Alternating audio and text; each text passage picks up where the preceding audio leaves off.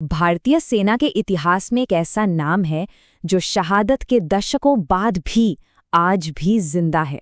ये कहानी है आस्था की, चमत्कारों की और एक ऐसे सैनिक की जिसका कर्तव्य कभी खत्म नहीं हुआ। ये कहानी है बाबा हरभजन सिंह की। अब ये सवाल, इसका जवाब तो एक ही लगता है ना, कि सैनिक का जीवन देश के लिए बलिदान होने पर समाप्त हो जाता है। लेकिन क्या हो अगर हम कहें कि एक सैनिक की कहानी शहादत के बाद ही शुरू होती है? आज हम एक ऐसी ही असंभव लगने वाली हकीकत की बात करेंगे।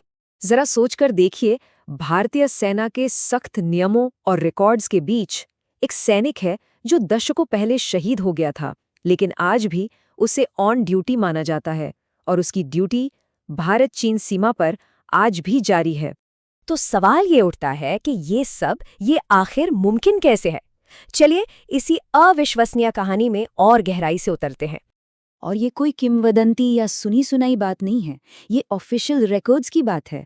बाबा हरभजन सिंह का नाम आज भी भारतीय सेना की पेरोल पर है। उन्हें बकायदा रैंक प्रमोशंस मिलते हैं। सोचिए, उनकी सैलरी हर महीने उनके परिवार तक पहुंचती है, ठीक वैसे ही जैसे किसी भी सेवारत सैनिक की।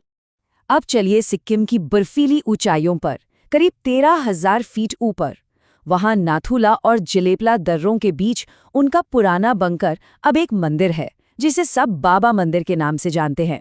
ये जगह सिर्फ सैनिकों के लिए ही नहीं, बल्कि दूर दूर से आने वाले लोगों के लिए भी आस्था का एक बहुत बड़ा केंद्र है।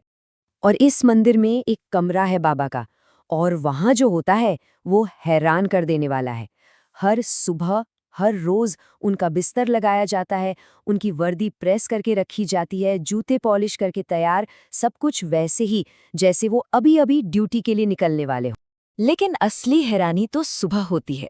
जब जवान वहां जाते हैं तो देखते हैं कि बिस्तर की चादरों पर सिलवटें पड़ी हैं और उन चमकते हुए पॉलिश किए हुए जूतों पर कीचड़ लगा है।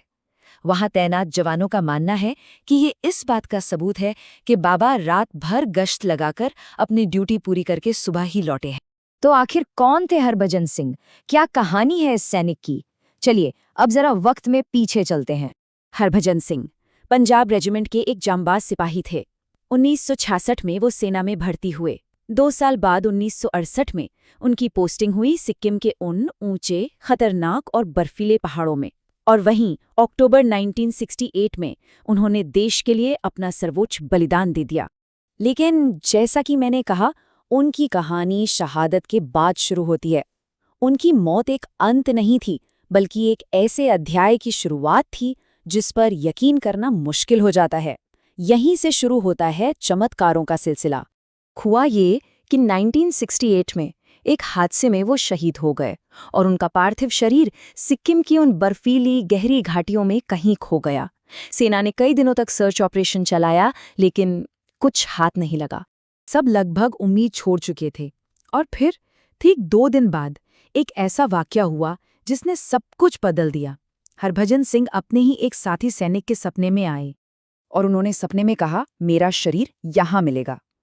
उन्होंने सिर्फ इतना ही नहीं बताया, बल्कि उस जगह की पूरी जानकारी दी कि उनका शरीर कहाँ दबा है। ये था वो पहला चमत्कार। और जब सेना की टुकड़ी सपने में बताई गई उस जगह पर पहुंची, तो जो उन्होंने देखा उस पर यकीन करना नामुमकिन था। बाबा हरभजन सिंह का पार्थिव शरीर हूबहू उसी जगह पर मिला। बस उस दिन के बाद से उनके साथियों के लिए ये कोई कहानी नहीं रही, ये एक अटूट विश्वास बन गया। और यहीं से बाबा हरभजन सिंह, सिपाही हरभजन सिंह से सीमा के अदृश्य रक्षक बन गए। उनकी मौजूदगी के किस्से एक के बाद एक सामने आने लगे। जैसे ये कहा जाता है कि वो चीनी सैनिकों को आने वाले किसी भी खतरे, जैसे कि हमले या बर्फीले तूफान के बारे में सपने में पहले ही बता देते हैं। यहाँ तक कि 1999 के कारगिल युद्ध के दौरान, जब देश की हर सीमा पर तनाव था, ये सेक्टर नाथुला पूरी तरह से शांत था। लोग इसे बाबा की ही मौजूदगी का असर मानते हैं।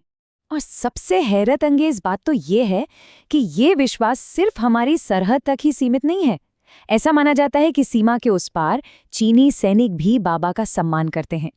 यहाँ तक कि जब दोनों देशों के बीच फ्लैग मीटिंग होती है तो उनकी तरफ से सम्मान में एक कुर्सी खाली रखी जाती है बाबा हरभजन सिंह के लिए। और एक और बहुत ही अनोखी परंपरा थी जो कुछ साल पहले तक चलती थी।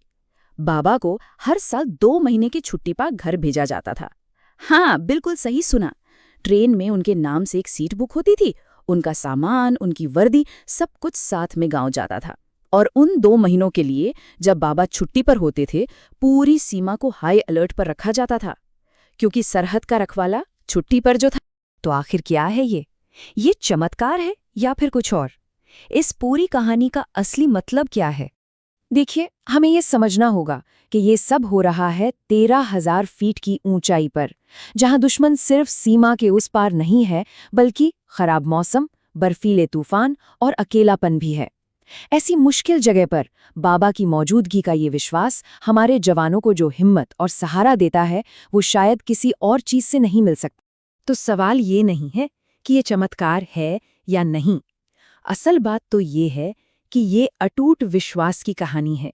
एक ऐसा विश्वास जो हमारे जवानों को दुनिया की सबसे मुश्किल चौकियों में से एक पर डटे रहने की ताकत देता है। और शायद यही पंक्ति बाबा हरभजन सिंह की पूरी कहानी का सार है। कोई मरकर भी अलर्ट रहता है ताकि जिंदा रहे अपना हिंदुस्तान। एक ऐसा सैनिक जिसकी ड्यूटी कभी खत्म नहीं होती। जय हिंद।